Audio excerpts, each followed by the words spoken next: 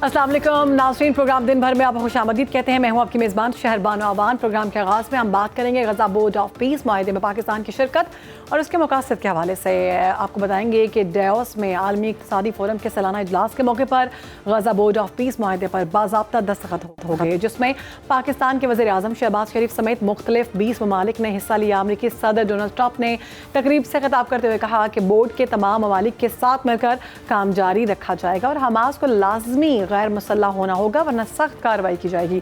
सदर ट्रंप ने एक बार फिर पाक भारत जंग रोकने पर जोर दिया और कहा कि उन्होंने 10 माह के दौरान 8 जंगें रुकवाई हैं, शाम के सदर से बात की है और पाबंदियां हटाई हैं। करेंगे हमारे गेस्ट हमें ज्वाइन कर चुके हैं। ब्रिगेडियर रिटायर्ड मसूद खान साहब मौजूद होंगे, जबकि साबिक सफ़ीर GR बलोच साहब ने हमें ज्वाइन किया। सबसे पहले ब्रिगेडियर साहब आपकी जानिब आऊँगी। गज़ा बोर्ड के क़याम से फ़ौजी और सिक्योरिटी नुक्ता नज़र से खित्ते पर आप क्या समझते हैं, क्या असरात मुरतब होंगे? क्या बोर्ड के तहत हमास को गैर मुसल्लह करना अमली तौर पर मुमकिन हो सकेगा और ये हमास के लोगों के लिए ठीक होगा? देखिए, पहले तो इसकी बहुत इंपॉर्टेंस है, पाकिस्तान की रेलेवेंस मानी जाती है, पाकिस्तान का डिप्लोमेटिक वेट माना गया है, पाकिस्तान की रेलेवेंस मानी गई है। पाकिस्तान का फिर जो दुनिया ये भी समझती है, पाकिस्तान का जो एक स्टांस रहा है वो परमानेंट कंसिस्टेंट भी है, फर्म भी है, राइट फ्रॉम 1947 कि हम एक आज़ाद खुद मुख्तार सोवरन और कंटिगियस एक फ़लस्तीनी रियासत की बात करते हैं। 67 से पहले बॉर्डर्स की बात करते हैं। अल-कुद्स अल शरीफ हम कहते हैं उसका कैपिटल होगा, उससे कोई पीछे हम हटे नहीं हैं। और फिर देखें, इसके इसलिए भी इम्पोर्टेंट है जो सफरिंग है, जो वह गज़ा में जो हालात और वाक़ियात हैं, और जिस तरीके से अब कल भी जो बम्बिंग हुई, 11 लोग वहाँ शहीद हुए हैं, सर्दी है, बारिशें हैं, टेंटों में बहुत बुरे हालात हैं। अगर ऐसे डेवलपमेंट होती है, कोई ग्राउंड में एक्टिविटी होती है, ये उनको मुश्किलात से आज़ाला मिल सकता है, तो मैंने कहा ये एक बेहतरीन उसमें कदम है और पाकिस्तान इसमें अपना एक बड़ा इंपॉर्टेंट रोल अदा करेगा, क्योंकि दुनिया मानती है पाकिस्तान सिक्योरिटी स्टेबलाइजर है साउथ एशिया में, वेस्ट एशिया में, मिडल ईस्ट में। We are net security provider. President Trump का मानना है हम फार ईस्ट एशिया में भी अपना एक किरदार अदा कर सकते हैं। जहाँ तक देखें कि सिक्योरिटी सिचुएशन की बात है, स्पेशली जब खित्ते में है, मिडिल ईस्ट में बात करते हैं, तो वहाँ पे पाकिस्तान एक इम्पॉर्टेंट रोल अदा कर सकता है। पाकिस्तान के जो रिसेंटली जो एक इन्फ्लुएंस है, वो दुनिया अब यही समझती है वी कैन प्रीवेल, हम अपना जो इन्फ्लुएंस वहाँ पे एक्सरसाइज कर सकते हैं। और सिमिलरली अगर ये बोर्ड ऑफ पीस अगर जिस तरीके से इम्प्लीमेंट होता है, चलता है, इसमें मज़ीद ममालिक इसमें शामिल होते हैं, फ्यूचर में जिस तरह इनका कंसेप्ट है प्रेसिडेंट ट्रंप का कि इस बोर्ड ऑफ पीस का बुनियादी मकसद जो है डिस्प्यूट्स को, मसाइल को हल करना है, तो यकीनन अगर गज़ा की सूरत हाल में बेहतरी आती है तो फ्यूचर में जम्मू एंड कश्मीर भी एक बहुत मेजर जो इशू रहा है बिटवीन द टू कंट्रीज, तो उसमें भी डेवलपमेंट हो सकती है। तो मेरा ख्याल में ओवरऑल हम देखा जाए तो सिक्योरिटी के पॉइंट ऑफ व्यू से भी और बाकी अदरवाइज जो है बोर्ड ऑफ पीस जो है एक is a ray of hope है, ख़ास तौर पर मिडिल ईस्ट के लिए, ख़ास तौर पर गज़ा के लोगों के लिए। लेकिन इससे ये है कि पाकिस्तान अपने मौक़िफ़ से पीछे नहीं हटा है। पाकिस्तान अब भी यही कहता है कि जो फ़लस्तीनियों का हक़ है उनको मिलना चाहिए। पाकिस्तान अपने मौक़िफ़ से बिल्कुल भी पीछे नहीं हटा है, ये बात मैटर करती है। GR बलोच साहब आपकी जानिब आऊँगी। गज़ा बोर्ड ऑफ पीस के क़याम को आप आलमी सियासत में किस कदर अहम समझते हैं और क्या बोर्ड हकीकी मानों में फ़लस्तीनी अवाम के हकूक़ और ख़ुद मुख्तारी की हिफाजत कर सकेगा? शुक्रिया। आई थिंक आपके एक सवाल में बहुत सारे सवाल छुपे हुए हैं, कम से कम 2 बड़े वाज़ेह हैं। पहला तो ये कि ग्लोबल पॉलिटिक्स में इसका क्या असर है। Definitely it is divisive. पहले मैं बड़ी हमेशा जूम आउट जूम इन बाद में करता हूँ मैं। इट इज़ डिविसिव बिकॉज कुछ लोग ये कह रहे हैं, कुछ ताकतें ऐसी हैं दुनिया में कि जब UN मौजूद है तो आप एक नया बोर्ड क्यों आपने तश्कील दिया है।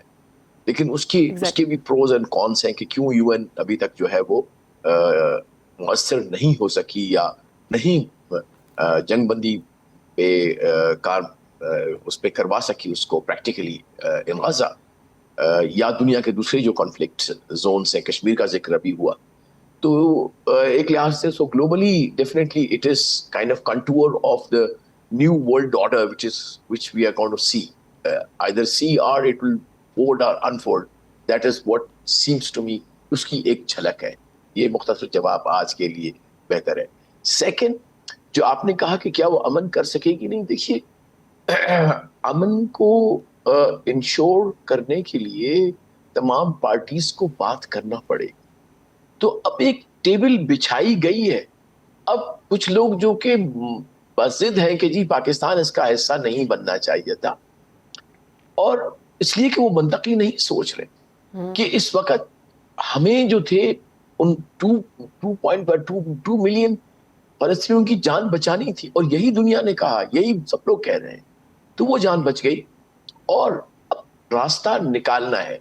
तो जब 60 ये हेड्स ऑफ स्टेट जिन्होंने ऑप्ट किया है कि जी बोर्ड का हिस्सा होंगे, तो it will make a lot of weight, और उसमें पाकिस्तान की शमूलियत मैं समझता हूं कि बहुत अहम है, इस लिहाज से कि पाकिस्तान का मौक़िफ़ फ़लस्तीन के हवाले से गैर मुतज़लज़ल होता है, रहा है, उसूली रहा है और कानूनी रहा है। और मुझे पूरा यकीन है, मैं इसमें मुझे जरा भर भी डाउट नहीं कि अगर इस बोर्ड में कोई ऐसी बात होती है जिसमें कॉम्प्रोमाइज है ऑन पैलेस्टीनियन कोर इशू, जो कि हमने हमारी मिनिस्ट्री ऑफ फॉरेन अफेयर्स की जो स्टेटमेंट है बड़ा वाजे है कि जी जो बॉर्डर्स होंगे इजराइल के 1967 के वाले होंगे, उसके बाद फलस्तीन की स्टेट बैत ऑफ कुद्स एज द कैपिटल ऑफ फलस्तीन। तो इन दोनों पे हमारा I am very very sure कि इसमें कोई फ्लेक्सिबिलिटी नहीं दिखाएंगे हम। लेकिन ये बात जो मैं कर रहा हूँ ये बहुत दूर की है, अभी तो हमें इसके खदोखाल नजर आ रहे हैं कि किस तरह से इसको रिकंस्ट्रक्ट किया जाए। और इन इन इन 20 लाख फलस्तीनियों जिन्होंने जिनको जो अजियत से गुजरे हैं 2 साल इजराइल की वॉर ऑफ जेनोसाइड से, उससे निकाल के उनको नॉर्मल इंसानी जिंदगी बसर करने के सामान मुहैया किए जाए, तो उसमें पाकिस्तान का होना अहम है, जरूरी है। We have no other choice. ठीक, हमारे पास ना उसूली चॉइस है, ना मॉरल चॉइस है, ना पॉलिटिकल स्ट्रेटेजिक चॉइस है। So I think it's a very good decision. बिल्कुल ठीक है। ब्रिगेड साहब, आपकी जानिब आऊँगी। बोर्ड की निगरानी और इंतजामी ढांचे के हवाले से सवाल उठाए जा रहे हैं कि किस हद तक मौसर और शफाफ हो सकता है, क्योंकि जब इससे पहले गाज़ा मुआहिदा हुआ था और उसमें बहुत बड़ी बड़ी बातें की गई थी कि अब किसी किस्म की भी बम्बारी नहीं होगी, जंग जो है वो ख़त्म हो गई है, लेकिन उस पर किसी तरह का भी अमल दरामद नहीं हो सका। बिल्कुल गैर मुसल्लह कर दिया जाएगा हमास को। उसके बाद अगर ये सारा कुछ किया जाता है तो कितना इंतज़ामी तौर पर हम इस पर यकीन कर सकते हैं इसके ये जितने भी मामलात होंगे जो लिखे गए हैं उन पर अमल होगा। दूसरा, अगर बोर्ड में शामिल ममालिक की पॉलिसियों में इख्तलाफ पैदा होता है तो आलमी अमन पर इसके असरात हो सकते हैं। ये देखें कि पहले अगर जिस तरह इजराइल ने अपोज किया था जब ये बोर्ड ऑफ पीस की अनाउंसमेंट हुई, तो उन्होंने कहा कि भाई हमने कंसल्ट नहीं किया है। तो प्रेसिडेंट ट्रम्प का मानना यह है कि भाई इजराइल को एक साइड पर रखो, चीजें इंप्लीमेंट करो, ग्राउंड पे जाएं। मेरे ख्याल में जब ग्राउंड में चीजें इंप्लीमेंट होंगी उससे तो यकीनन फर्क पड़ेगा। अब देखें बोर्ड ऑफ पीस बनेगा, उसके पीछे एग्जीक्यूटिव बॉडी है और जिसमें मिडिल ईस्ट के लोग भी हैं, बाकी लोग भी, इजरायली भी उसमें शामिल है, एक फलस्तीनी भी उसमें शामिल है। उसके नीचे टेक्नोक्रेटिक सेटअप होगा जो फलस्तीन का होगा और उनको सपोर्ट करेगी इंटरनेशनल स्टेबलाइजेशन फोर्स। जब ये ऑन ग्राउंड बैठेंगे तो आप देखें कि बमबारी रुक जाएगी और एटलीस्ट वहां पे जो सफरिंग है वो चीजें कम हो जाएंगी। और ऊपर से मोस्ट इंपॉर्टेंट थिंग ये देखें कि बोर्ड ऑफ पीस ने इंप्लीमेंट करना है दी यूनाइटेड नेशन सिक्योरिटी काउंसिल की जो रेजोल्यूशन है 2803, जो एक कम्प्रिहेंसिव प्लान को जिन्होंने एंडोर्स किया था, दैट इज जो 20 पॉइंट थे प्रेसिडेंट ट्रम्प के, उन्होंने इसको एंडोर्स किया था, उसकी इंप्लीमेंटेशन होनी है। सेकंड, उसमें ये भी पॉइंट था कि ये जो इंटरनेशनल स्टेबलाइजेशन फोर्स होगी और इसके अलावा जो उसमें ह्यूमैनिटेरियन असिस्टेंस की वहां पे बात की गई थी, तो ये वो चीजें आन और फिर सीज फायर को इंश्योर करना था। तो मेरा ख्याल में it is the continuity of the resolutions pass by United Nation Security Council. अब जो लोग इस पे एतराज करते हैं, मैं ये बताना चाहता हूं कि अगर हमें हिस्सा नहीं बनते तो हम क्या करते हैं? हम क्या बाई स्टैंडर्ड बन के देखते रहते हैं कि ये दुनिया में क्या हो रहा है? हम अपने आप को विड्रॉ करते हैं कि इस वजह से कि वहां पे इजराइल है। इजराइल तो यूनाइटेड नेशन में भी बैठा हुआ है, यूएन सिक्योरिटी काउंसिल में भी बैठ सकता है, बाकी इदारों में बैठ सकता है, तो वहां पे तो हम बैठते हैं। यहाँ बैठ के हम अपना वेट दिखाते हैं, हम अपनी चीजें, हमारे स्टांस को दुनिया को पता है, तो उसमें तो कोई तब्दीली नहीं है। और फिर देखें कि इससे आप एक साइलेंट स्पेक्टेटर के तौर पे देखते हैं تو میرا خیال میں یہ ویسے یہ بکاس مخالفت برائے مخالفت کی وجہ سے یا آپ نے ملائن کرنا ہے اداروں کو تو اس وجہ سے آپ اس کو اپوز کرتے ہیں. تو میرا خیال میں it is in the best interest Pakistan کے انٹرسٹ میں. تو دیکھیں جب ڈیسیجن میکنگ ہوگی یہ بتایا گیا ہے کہ it will be a collective decision by the government of Pakistan.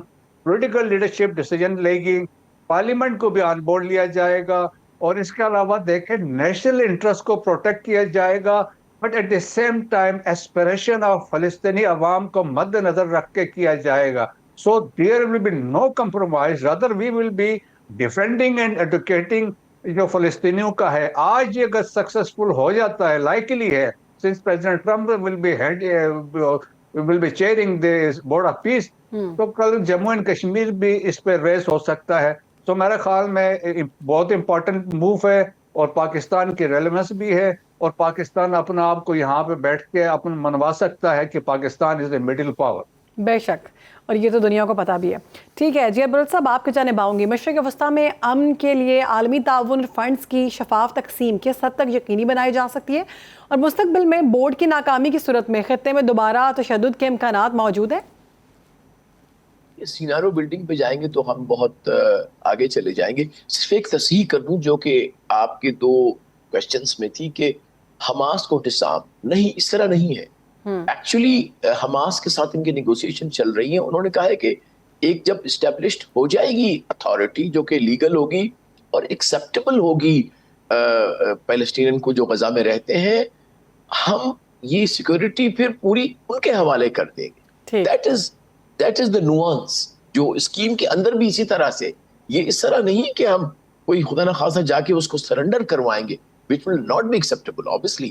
نہ حماس کو ایکسیپٹیبل, نہ ہی ہمیں ہوگا یا باقی ملکوں کو ہوگا کیونکہ جو ہمدردی رکھتے ہیں فلسطینیوں کے ساتھ. لیکن تھوڑی سی یہ نوانس ضروری تھی فور دا آڈینس کہ جو بات چیت چل رہی ہے کہ جب یہ جو بورڈ آف ٹرسٹی انہوں نے بنایا ہے وہاں پہ اس وقت, یا ایک ایڈمنسٹریٹو سیٹ اپ بنایا ہے, ان کو ایک سیکورٹی عام بھی دینی پڑے گی. تو وہ فرام دا اسکریچ بنائیں گے وہ, اور جب وہ اس قابل ہو جائے گی تو پھر وہ جو ہے, اور اس سے پہلے آف کورس وہ جو انٹرنیشنل اسٹیبلائزیشن فورس بنے گی جو کہ مسلمان اور عرب ملکوں پہ ہوگی. اور I think Pakistan is also considering, Turkiye is probably considered, Indonesia yes, I think اس کی بڑی سائز ہوگی. تو میرا خیال ہے اس کو ہمیں اس نظر سے دیکھنا چاہیے. اب ٹرانسپیرنسی اور باقی چیزیں جو ہے وہ ڈیفینیٹلی جو ڈونر دیں گے یا جو انویسٹ کریں گے اس کے اندر, وہ اپنے سسٹم ضرور لے کے آئیں گے آف دا اوور سائٹ. وہ بڑا ضروری ہے میں سمجھتا ہوں. تو میں نہیں سمجھتا کہ اس میں کوئی اتنا بڑا خطرہ ہے کہ یہ پیسے جو غزہ کے لیے ہیں کہیں اور چلے جائیں گے. نو, لیکن اصل ہمارا جو ایشو اس وقت فلسطین میں ہے کہ کس طرح سے اسرائیل کو کنٹین کیا جائے.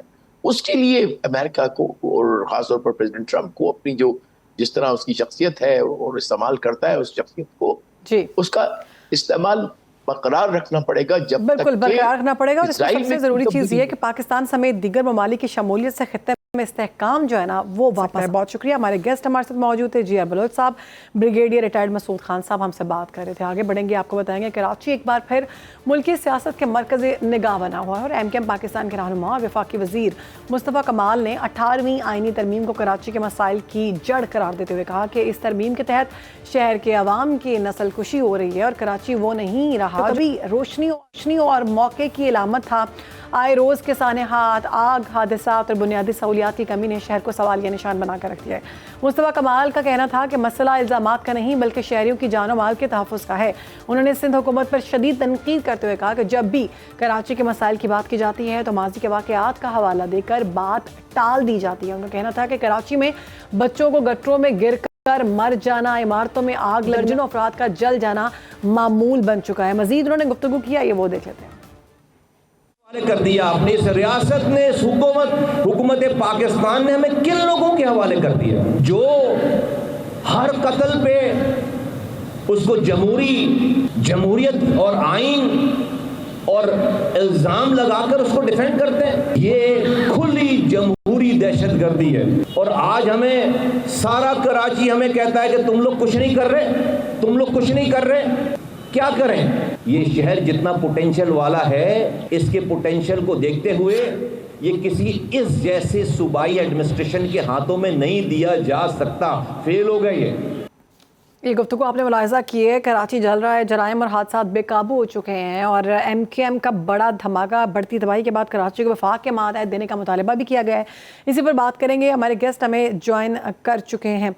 हमारे साथ मौजूद हैं रहनुमा पीपल्स पार्टी सैयद हसन मुर्तज़ा साहब। बहुत शुक्रिया सैयद हसन मुर्तज़ा साहब प्रोग्राम में वक्त देने के लिए। कराची में हम देख रहे हैं कि आए रोज़ हादसात हो रहे हैं, आग के वाक़यात हो रहे हैं। बुनियादी सहूलियात की कमी के बावजूद पीपल्स पार्टी की हुकूमत ज़िम्मेदारी लेने में क्यों नाकाम दिखाई देती है? और आप क्या समझते हैं कि ये जो सारे मामलात हो रहे हैं, ये कोताही किस साइड पर है? बहुत शुक्रिया जी। देखिए, मैं तो इसको किसी की कोताही क्या कहूँ, हम हुकूमत हैं और पाकिस्तान पीपल्स पार्टी ने तो कभी भी अपनी जिम्मेदारियों से ना इनहराफ किया है, ना वो उनसे भागी है। हमारी जहाँ तक कोशिश होती है, हमने खास करके हेल्थ सेक्टर में जितना सिंध के अंदर काम हुआ है, मेरा ख्याल है पाकिस्तान के किसी हिस्से में भी इतना काम नहीं हो सका। और ये बिल्कुल एक बद इंतजामी है जिसके नतीजे में ये सब कुछ हुआ। जो महकमे हैं, जो इदारे हैं, उनको अपना किरदार अदा करना चाहिए। बेशक जवाबदेह हुकूमत ही है, लेकिन इदारों की जिम्मेदारी है कि वो बाय लॉज जो हैं उनके मुताबिक चीज़ों को ठीक करे। और पाकिस्तान पीपल्स पार्टी यकीनन इस पे इंक्वायरी भी करवाएगी और इस पे जो जिम्मेदारान हैं उनको करार वाक़या सजा भी मिलेगी।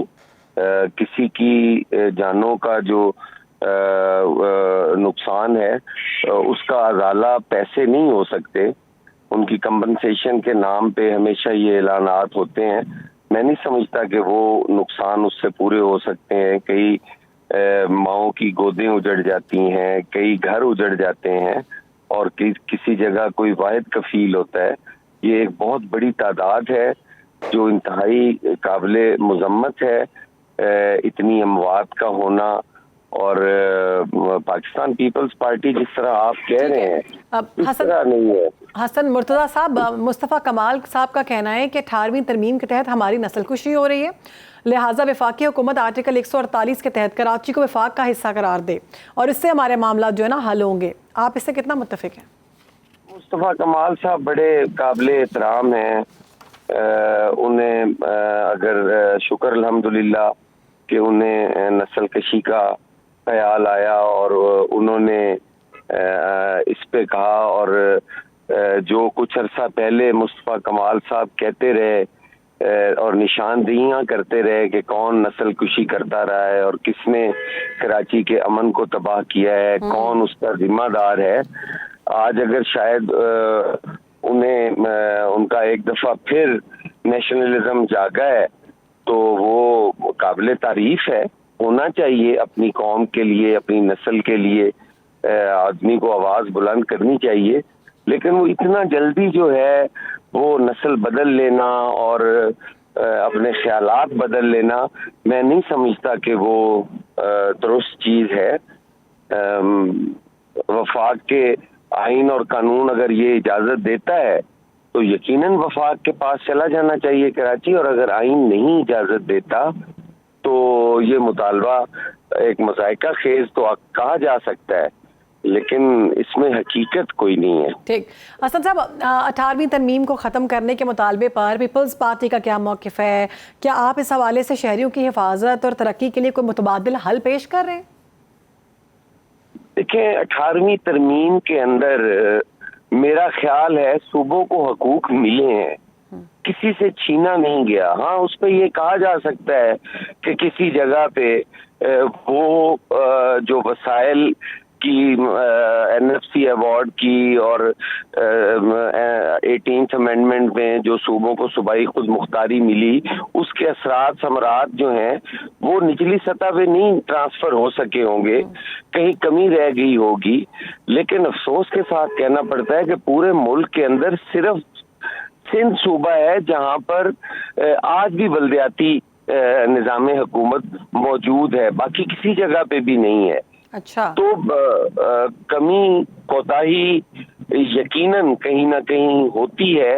ہر چیز، میں نہیں کہتا کہ کراچی کے اندر یا سندھ کے اندر بڑی دودھ کی نہریں بہ رہی ہیں، لیکن بے شمار پاکستان کا حصہ ہے جس سے زیادہ بہتر کراچی کے اندر آپ کی تعلیم کے حوالے سے. کراچی جو ہے نا روشنیوں کا شہر ہے اور خوبصورت شہر قرار دیا گیا تھا، لیکن اب ہم دیکھتے ہیں کہ ایک عرصے سے جو مشکلیں ہیں نا وہ اس کے اوپر پڑی ہوئی ہیں. پہلے وہ بچوں کا جو ہے مین ہول میں گرنا، پہلے اس سے پہلے ہم دیکھ رہے تھے کہ ڈمپر مافیا کی جانب سے لوگ کچلے جا رہے تھے. اس کے بعد اسٹریٹ کرائمز کی ہم بات کریں، اب یہ جو واقعہ ہوا ہے گل پلازے والا، یہ انتہائی تکلیف دہ واقعہ ہے. اس کے بارے میں بات کرتے ہوئے بھی دل جو ہے نا خون کے آنسو ہوتا ہے. تو ایسی صورت میں آپ کیا سمجھتے ہیں کہ کہیں نہ کہیں تو معاملات خراب ہیں، ان کو ٹھیک کرنے کی ضرورت ہے، وہ کسی کے اینڈ پہ بھی ہیں، تو حکومت کی جانب سے اب خاص ان تمام حادثات سے بچنے کے لیے کیا اقدامات کیے جا رہے ہیں؟ یقیناً میں نے تو پہلے آپ سے کہا ہے کہ بالکل حکومت ہی جواب دہ ہے. اتنا بڑا سانحہ ہو گیا، اتنا بڑا واقعہ ہو گیا، اس پہ یہ کہنا کہ جی ہماری یہ ذمہ داری نہیں ہے، میں قطعاً یہ نہیں کہوں گا. بالکل پیپلز پارٹی کی یہ ذمہ داری ہے اور پیپلز پارٹی اس سے بھاگتی بھی نہیں ہے. انشاءاللہ تعالیٰ اس کے ذمہ داران کو بھی قرار واقعہ سزا ملے گی. اور ہم تو کہتے رہے ہیں، ہم تو پاکستان پیپلز پارٹی سے بھی یہ مطالبہ، ہم خود ہمارے اندر یہ مطالبہ ہوتا ہے کہ لینینٹ ہونا یا کسی جگہ پر کسی کو نظر انداز کرنا، یہ بالکل چائنا کٹنگ والوں کو بھی کٹہرے میں لانے کی ضرورت ہے. نسل کی بنیاد پہ فساد کرنے والوں کا محاسبہ بھی کرنا پڑے گا. یہاں پر وہ گٹر بند کرنے والی جماعتوں کا بھی محاسبہ کرنا پڑے گا. یہاں پہ جو ڈمپر مافیا ہے ان کے ساتھ بھی ہمیں کھل کے لڑنا پڑے گا. یہاں پر پاکستان پیپلز پارٹی کے ساتھ جو قوتیں کوشش کرتی ہیں کہ اس کا گورننس کے حوالے سے اس کو بدنام کیا جائے اور اس کو ٹھیک ہے. اب یہ تمام اندرونی اور بیرونی مسائل جو ہے نا، یہ سندھ حکومت کو ان کو معاملات کو دیکھنا پڑے گا، ان کو بہتر کرنا پڑے گا. بہت شکریہ. ہمارے ساتھ موجود تھے سید حسن مرتضیٰ اور اس سارے معاملے کے حوالے سے گفتگو کر رہے تھے. سانحہ گل پلازہ صرف ایک آگ نہیں بلکہ درجنوں گھروں کے چراغ بجھا دینے والا سانحہ ہے. ڈپٹی کمشنر ساؤتھ کے مطابق تقریباً 80 افراد جان کی بازی ہار چکے ہیں، 86 افراد اب بھی لاپتہ ہیں. شہر قائد سمیت پورا ملک اس سانحے کی وجہ سے سوگ میں ڈوبا ہوا ہے اور ملبے تلے دبی لاشیں، جلے ہوئے جسم، بکھرے ہوئے سامان اور روتے بلکتے لواحقین یہ مناظر آج بھی سوال کر رہے ہیں کہ کیا سب محض ایک شارٹ سرکٹ کا نتیجہ تھا یا کسی مجرمانہ غفلت کی قیمت ان لوگوں نے چکائی ہے. اسی پر بات کرتے ہیں. ہمارے ساتھ موجود ہیں آصف علی سید. آصف، آپ پلازے کے باہر موجود ہیں، بتائیے گا ابھی کی تازہ ترین صورتحال کیا ہے؟ کتنے لوگ جو ہیں ان کو اسپتالوں میں پہنچایا گیا، جو بیمار ہیں، جو زخمی ہیں، کتنے لوگوں کی تعداد جو ہے نا ابھی تک سامنے آئی ہے؟ میں آگ لگے ہوئے آج 6واں دن ہو چکا ہے اور اب تمام تقریباً ریسکیو کا کام یہاں پر ختم ہو چکا ہے. جو سڑک بند کی گئی تھی ٹریفک کے لیے جس دن رات کو آگ لگی تھی، ہفتے کی رات کو، وہ ایک ٹریک بھی کھول دیا گیا ہے. جو جامع کلات کی جانب جانے والا ٹریک ہے وہ ٹریفک کے لیے کھول دیا گیا ہے. اب اس پہ ٹریفک بھی رواں دواں ہے. ہمارے ساتھ سوشل ورکر ہیں شاہد چودھری صاحب، ان سے پوچھتے ہیں چھپا فاؤنڈیشن سے ان کا تعلق ہے. عمارت جو ہے بالکل مخدوش ہو چکی ہے، 2 سائڈیں اس کی گر چکی ہیں، ایک مکمل گر چکی ہے اور ایک کا ایلیویشن گر گیا ہے. اب مسئلہ یہ ہے کہ فائر فائٹنگ بھی رک گئی ہے. جو باقیات مل رہی تھی اب وہ بھی جو ہے نا ملبہ ہٹانے کے بعد بس ان کی جو باقیات ملیں گی وہ کوئلہ نما شکل میں ملیں گی یہاں. باقی دونوں سائڈ جو ہے وہ کام رکا ہوا ہے. اچھا، آپ کیا سمجھتے ہیں کہ یہ جو ریسکیو کا کام ہے اور یہ کون کون سے فلور آپ سمجھتے ہیں؟ تیسرا، دوسرا اور پہلا، یہ والی منزلیں آپ سمجھتے ہیں کہ کلیئر ہو گئی ہیں؟ کیونکہ یہاں پر اب ہم دیکھ رہے ہیں کہ سرچنگ کا کام کوئی کسی طرح کا ہو نہیں رہا. اتوار کو جو ہو رہا تھا کام، بس اس کے بعد کام جو ہے کل شام کو ہوا ایک جگہ پر جہاں دبئی کروکری کے نام سے ایک شاپ تھی. اس کے بعد اندر جو ہے سرچنگ کا عمل روک دیا گیا تھا، کیونکہ اندر اگر سرچنگ کا عمل کر رہے ہیں تو جو ہے وہ ملبہ ہٹانا پڑ رہا ہے اور ملبہ ہٹانے کے لیے بلڈنگ کی کنڈیشن ایسی نہیں ہے کہ اندر جا کے بندہ کوئی ریسکیو کا کام کر سکے. اب لواحقین کو یہی خدشہ ہے کہ یہ یہاں پر اگر آپریشن بند کر دیا گیا سرچنگ کا تو ان کے جو لاپتہ لوگ ہیں वो उनको कभी भी नहीं मिल सकेंगे, ना ही उनके कोई जो जले या कटे हुए जो अज़ा हैं वो भी उनको नहीं मिल ठीक है, सकेंगे। प्लाजा में सर्चिंग अमल को रोक दिया गया है। जुनैद शाह जो हैं वो इस वक्त डेड हाउस के बाहर मौजूद हैं। जुनैद बताइएगा वहाँ पर कितनी डेड बॉडीज़ जो हैं वो आ चुकी हैं, कितनों की शनाख्त हो चुकी है? साने गुल प्लाजा एक अफसोसनाक सानिया है। 5 रोज़ गुजर चुके, आज छठा रोज़ है साने गुल प्लाजा का इमदादी कामें जो इस वक्त जारी हैं। साने गुल प्लाजा जो है, गुल प्लाजा जो इमारत थी वो मेज़ 9 समेत 3 फ्लोर पर मुश्तमिल थी। पूरा आधे से ज़्यादा जो गुल प्लाजा मुनज़्ज़म हो चुका है, वहाँ से लाशें निकालने का सिलसिला जो है वो अब तक जारी है। कराची के सिविल अस्पताल में मौजूद हूँ, जिनका भांजा जो है वो गुज़िश्ता हफ्ते से लापता है क्योंकि वो मुलाजमत करता था गुल प्लाजा में। इनसे जानते हैं कि उनको आखिरी रात हुआ था आज़िज़ ज़दगी के पास, क्या उम्र थी, कहाँ के रिहायशी हैं? मेरा भांजा जो है वो हफ्ते के दिन, मतलब हफ्ते की रात जो ये सानिया हुआ है, तो उस दिन के बाद से हमारा कोई राब्ता हुआ नहीं है उससे, और उसके लिए हम दर बदर इधर उधर घूम रहे हैं। कभी हमें डीसी ऑफिस भेजा जाता है, कभी हमें सिविल भेजा जाता है। अब कल हमें साहब सोराबकोट देख लो, डीएनए दिया है हमने, ना डीएनए की कोई रिपोर्ट दी है, यहाँ कोई सुनने वाला नहीं है, क्या करें हम? अस्पताल का या इंतज़ामिया का आपसे रवैया कैसा है, ताउन कर रहे हैं आपके साथ? नहीं, कोई जवाब नहीं दे रहे। वहाँ पर भी गए गुल प्लाजा के यहाँ, बोले सब खत्म हो गया है। इस बात का अंदाज़ा नहीं लगाया जा सकता कि ये कितने लोगों के बॉडी पार्ट्स हैं, उसको एग्जामिन किया जा रहा है। पोस्टमार्टम इस वक्त शुरू हो चुका है उन बॉडीज़ का, जबकि जो लवाहिकीन हैं उनके डीएनए सैंपल भी लिए गए हैं ताकि उन्हें मैच किया जाए। जो गुज़िश्ता रोज़ जो बॉडीज़ लाई गई थी उसमें से 7 बॉडीज़ की शनाख्त हुई है। अब तक जो है वो टोटल 15 बॉडीज़ की शनाख्त की जा चुकी है, जबकि 60 से ज़ायद लोगों के डीएनए सैंपल लिए गए हैं और उन्हें ज़ाब्ते की कार्रवाई के लिए आगे भेज दिया है। जी ठीक है, एक ब्रेक ले रहे हैं, उसके बाद हाजिर होते हैं। Welcome back. T20 world cup के हवाले से एक बड़ा तनाज़ा खड़ा हो गया है। आपको बताएंगे कि अब ये मामला सिर्फ क्रिकेट तक महदूद नहीं रहा, बल्कि बैन अल-अक़वामी सतह पर सियासी दबाव की शक्ल इख्तियार कर चुका है। बांग्लादेश क्रिकेट बोर्ड ने भारत में शेड्यूल मैचेस के लिए सिक्योरिटी खदशात के पेश नज़र वहाँ जाने से इनकार की दरख्वास्त ICC को दी, लेकिन ICC ने इस दरख्वास्त को मुस्तरद कर दिया। शायकीन क्रिकेट के मुताबिक ये फैसला भारतीय दबाव में लिया गया और आलमी क्रिकेट की सबसे बड़ी अथॉरिटी ने बांग्लादेश के हकीकी सिक्योरिटी खदशात को नज़रअंदाज किया। हालांकि खिलाड़ियों की हिफाजत सबसे अहम होनी चाहिए थी। अब बांग्लादेश की हुकूमत और खिलाड़ी इस दबाव में शदीद उलझन का शिकार है। बांग्लादेश के स्पोर्ट्स जो एडवाइज़र हैं उनकी जानिब से कहा गया है कि खिलाड़ियों को बुलाकर वर्ल्ड कप में शिरकत या अदम शिरकत पर मुशावरत शुरू की गई। ज़राए के मुताबिक बाज़ खिलाड़ी भारत में खेलने के हक़ में नहीं है। इसी पर बात करेंगे। हमें ज्वाइन किया है हमारे स्पोर्ट्स एनालिस्ट हैं हाफिज़ इमरान साहब ने। बहुत शुक्रिया आपका हाफिज़ इमरान साहब प्रोग्राम में वक्त देने के लिए। ICC ने बांग्लादेश की जानिब से भारत न जाने की दरख्वास्त मुस्तरद की है। आप क्या समझते हैं, क्या ये फैसला वाकई खिलाड़ियों की हिफाजत के हक़ में किया गया था या मामला कोई और है? देखिए, अगर इसका पस मंज़र देखते हैं तो ये किसी अमल का रद्द अमल है। बांग्लादेश के खिलाड़ी मुस्तफिजुर रहमान, उनको KKR ने बाय किया और उसके बाद फिर वहाँ पर इंतहा पसंदों के मुजाहरों और यहाँ तक कि शाहरुख खान को भी जब गद्दार करार दिया गया तो दबाव पर मुस्तफिजुर रहमान को रिलीज़ कर दिया गया। इस एपिसोड के बाद बांग्लादेश क्रिकेट बोर्ड ने ये फैसला किया कि अगर वहाँ पर किसी एक खिलाड़ी को सिक्योरिटी खदशात हैं IPL के दौरान, तो फिर वो पूरी की पूरी बांग्लादेश टीम को कैसे तहफ़्फ़ुज़ फराहम कर सकती है भारतीय हुकूमत। तो ये बुनियाद थी इसकी। और अगर इसको इस तरीके से देखा जाए कि क्या वाक़तन ऐसा है, तो बांग्लादेश के नुक्ता निगाह से तो उनका मौक़िफ़ सिक्योरिटी के हवाले से ही है और उन्होंने इसी बुनियाद पर BCCI से और ICC से बुनियादी तौर पर इसका जो सबसे बड़ा फरीक है वो इंटरनेशनल क्रिकेट काउंसिल है, तो इंटरनेशनल क्रिकेट काउंसिल से उन्होंने इसका मुतालबा किया और जैसा कि आपने अभी फरमाया कि उन्होंने उस मुतालबे को रद्द कर दिया है जी। तो बांग्लादेश क्रिकेट बोर्ड का फैसला अपने खिलाड़ियों के तहफ़्फ़ुज़ के लिए वो अपनी जगह पर मौजूद था। ICC ने उसको किस निगाह से देखा है, ये ज़रा मामला कुछ और है जी। ठीक।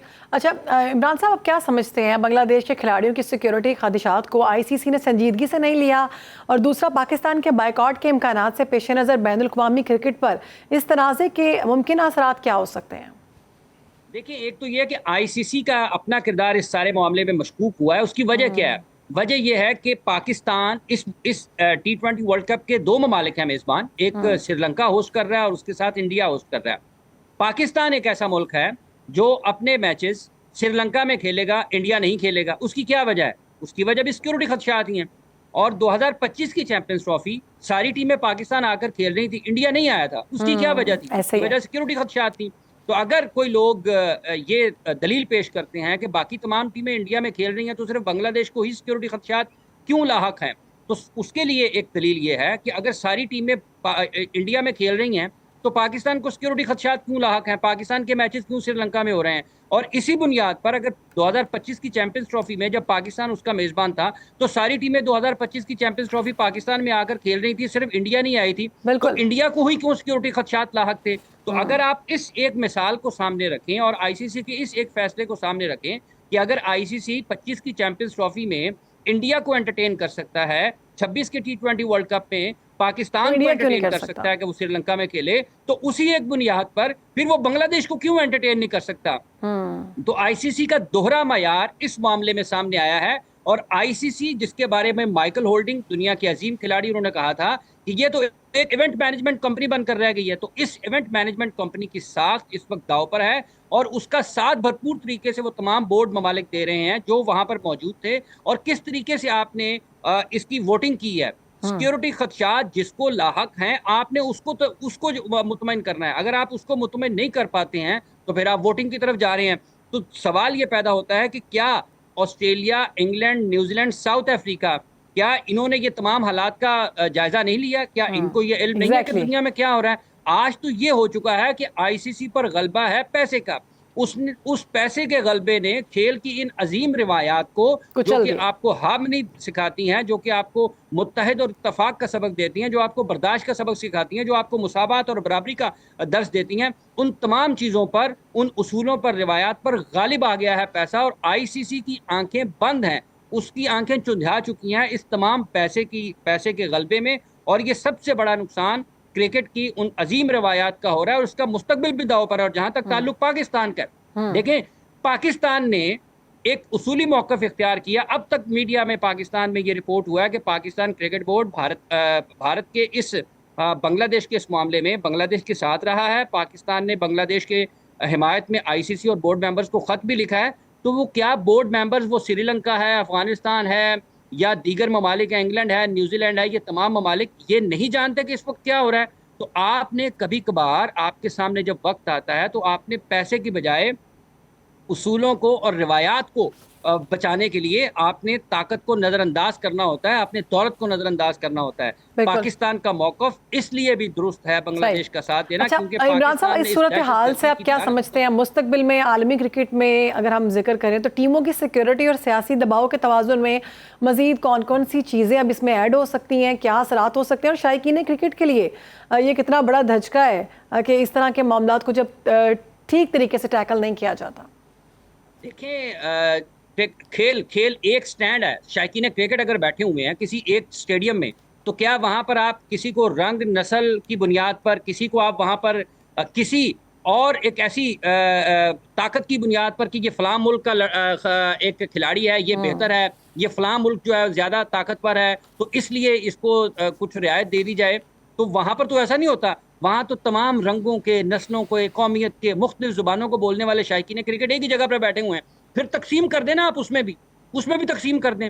تو نہ صرف یہ سیاسی تعلقات، سفارتی تعلقات، اور اس کے ساتھ ساتھ یہ جو مالی معاملات ہیں، یہ کھیل کی روح کو تباہ کر رہے ہیں، اور اس کا سب سے بڑا نقصان یہ ہوگا کہ وہ کھیل جو آپ کو ایک جھنڈے تلے جمع کرتے ہیں اتحاد اور اتفاق کے، وہ اس کا شیرازہ بکھر رہا ہے، اور وہ آپ کو ہوا میں وہ خزاں کے پتوں کی طرح بکھرتا ہوا دکھائی دے گا۔ ٹھیک ہے، اس کا نقصان جو ہے وہ کرکٹ سے پیار کرنے والوں لوگوں کے لیے ہے اور جو کے لیے بھی ہے۔ بہت شکریہ، ہمارے ساتھ موجود تھے حافظ عمران، اس سارے معاملے کے حوالے سے گفتگو کر رہے تھے۔ ایک بریک لے رہے ہیں، اس کے بعد حاضر ہوتے ہیں۔ ویلکم بیک ناظرین، پنجاب حکومت نے گندم پالیسی 2026 کا باضابطہ اعلان کر دیا، جس کے تحت نئی گندم کی قیمت 3500 روپے فی من مقرر کی گئی ہے۔ اس پالیسی کے مطابق اسٹریٹجک گندم ذخائر پرائیویٹ سیکٹر اور دیگر اسٹیک ہولڈرز کے ذریعے خریدے جائیں گے، جبکہ حکومت پنجاب مجموعی طور پر 25 لاکھ میٹرک ٹن تک گندم حاصل کرے گی۔ کسانوں کے لیے خوش آئند بات یہ ہے کہ انہیں گندم کی پوری قیمت یعنی 3500 روپے फी मन के तौर पर उसी वक्त अदा की जाएगी जबकि हुकूमत फाइनेंसिंग लागत का 70% हिस्सा खुद बर्दाश्त करेगी।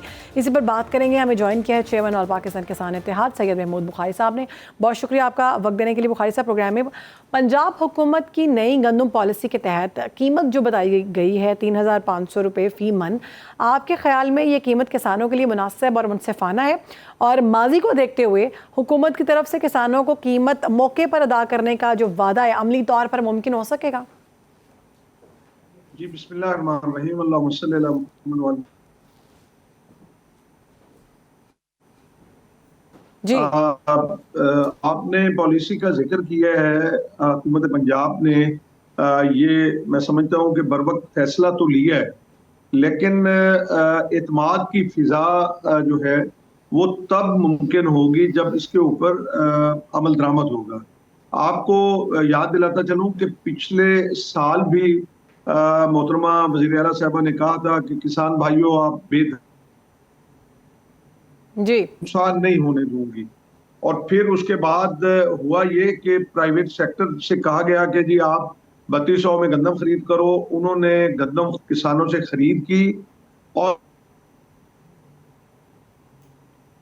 ठीक उनके गोदामों से गंदम उठाई कि जी रोटी सस्ती देनी है।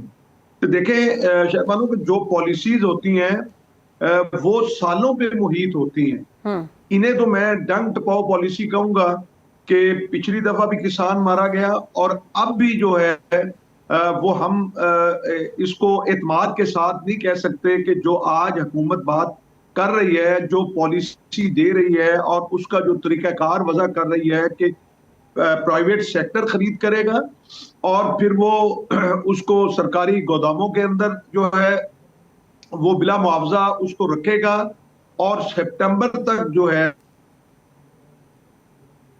वो नहीं कहीं सेल जो करेगा। अब ये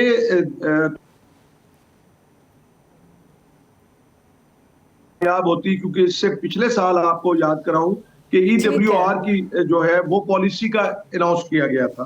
ठीक है बुखारी साहब, हुकूमत की जानिब से जो फ्लावर मिल्स मालिकान को कहा गया है कि योमिया 20,000 मैट्रिक टन गंदम फराहम करने से आटे की कीमतों पर आप क्या समझते हैं कि जब फ्लावर मिल्स इतनी गंदम फराहम करेंगे तो आटे की कीमतों पर फिर क्या फ़र्क पड़ेगा? नहीं शहरबानों, कोई फर्क नहीं पड़ा। अच्छा। आप ये देखें कि ये जो फ्लावर मिल को ये दे रहे हैं 2-3 माह से ऊपर हो गया है और ये आपके प्रोग्राम के तवस्सुत से बता दूं कि ये रावलपिंडी डिवीजन, लाहौर डिवीजन, फैसलाबाद या उन एरियाज के अंदर जो है ये कोटा दिया गया। जबकि जो जनूबी पंजाब है, आपका जो रेंगर खान है, बहावलपुर है, मुल्तान है, आपके ये राजनपुर है, जितने भी यहाँ के जो है इजला वहां पे नहीं दी गई। और ये दोहरा मेयार जो है इसको फिर फ्लावर मिल वाले जो हैं वो उन्होंने अपनी प्रेस कॉन्फ्रेंस के अंदर इस बात को उठाया है। लेकिन आप देखें कि आटे की जो है वो रेट बढ़ रहे हैं आप। और दूसरा ये है कि आप जब तक देखें, आपने कहा था फ्री मार्केट है, तो फ्री मार्केट को फिर फ्री रहने दीजिए, फिर उसमें कोई बंदिश ना आप लाइए, तो फिर मार्केट फोर्सेस जो है वो खुद ब खुद जो है वो उसका तायुन करती हैं और वो फिर सेटल हो जाता है जो मसला होता है। असल में मसला तब पैदा होता है जब हुकूमत उसके अंदर मुदाखलत करती है। जब मजमूई तौर पर जो नई पॉलिसी बताई गई है कि उसी वक्त पैसे दिए जाएंगे किसानों के हक में, मस्बत है या फिर आप क्या समझते हैं इसमें बेहतरी की गुंजाइश मौजूद है?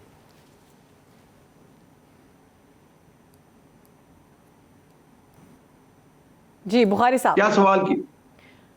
ये जो नई पॉलिसी बताई गई है कि उसी वक्त जो है उस वक्त पैसे दे दिए जाएंगे किसान को, जो भी गंदम दी जाएगी उसी वक्त हाथ में पैसे पकड़ाए जाएंगे, तो इस पॉलिसी को आप मस्बत समझते हैं किसानों के हक में या फिर इसमें बेहतरी होनी चाहिए?